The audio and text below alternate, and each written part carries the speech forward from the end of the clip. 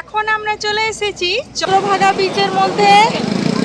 দেখতেই পাচ্ছেন দারুণ ওয়েদার, আর সমুদ্রটা অসাধারণ, কিছু বলার নেই। দেখতে পাচ্ছেন তো, এই দেখুন আমাদের মহারাজ কি করবে, ফটো তুলবে নাকি? অনেক মজা লাগছে, দেখতেই পাচ্ছেন দূর দূর একদম নীল সমুদ্র। রাজমীর, তোমার কেমন লাগছে? কেমন লাগছে বাবা? দারুণ লাগছে, দারুণ। আমরা খুব এনজয় করছি চন্দ্রভাগাতে। চন্দ্রভাগার কত দূরে লাইট হাউস দেখুন।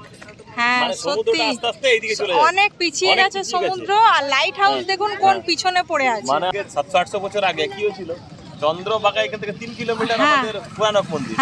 তো কোনারক মন্দির ছিল তখন সমুদ্রের পাড়ে, এখন আস্তে আস্তে চলে এসেছে 3 কিলোমিটার। কোথায় পিছিয়ে গেছে, এখানে একটা প্রুফ যে এই লাইট হাউসটা দেখেও বুঝতে পারবেন। হ্যাঁ তো সত্যি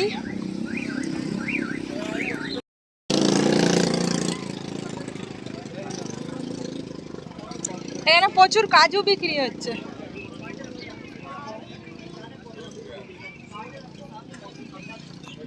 এই চন্দ্রভাগার মধ্যে বিষ্ণু মন্দির আছে, দেখতেই পাচ্ছেন। তো এই বিষ্ণু মন্দিরের দর্শনও করে নেবেন, দারুণ লাগছে মন্দিরটা। এই দেখুন চন্দ্রভাগার বিষ্ণু মন্দির।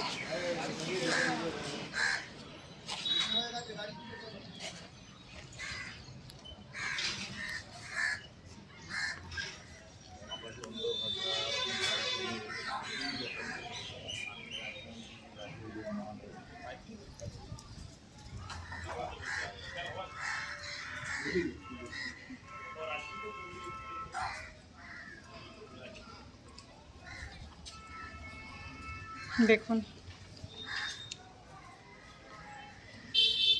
কত সুন্দর না, অসাধারণ। আপনারা অবশ্যই আসবেন চন্দ্রভাগাতে, আর এই মন্দিরের দর্শন অবশ্যই করে যাবেন।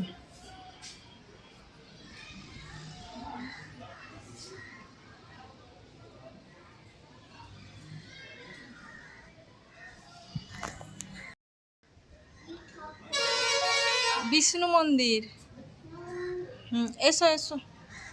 কেমন লাগছে, কেমন লাগছে? ওইদিকে হ্যাঁ জগন্নাথ দেব আছে। হ্যাঁ এসো, এখানে বেশিক্ষণ দাঁড়াবে না, এসো যাবো আমরা। কেমন লাগছে?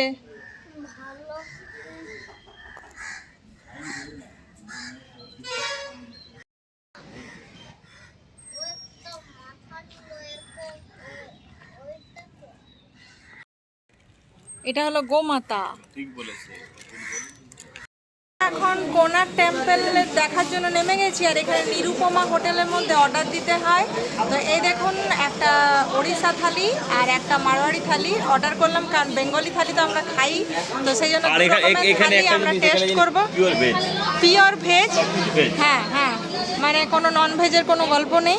তো রাজনন্দিনী বললো যে বেঙ্গলি থালি তো আমরা বাড়িতে খাই, তো ওই জন্য মারোয়াড়ি আর ওড়িশা থালি। তো চলুন আমরা একটু এটা অর্ডার করে নিলাম, আর কোনার্ক মন্দির দেখে নিই, তারপরে আপনাদের সাথে দেখা করব, আর এখানে হোটেলে খাবার কেমন সেটাও আপনাদেরকে জানাবো।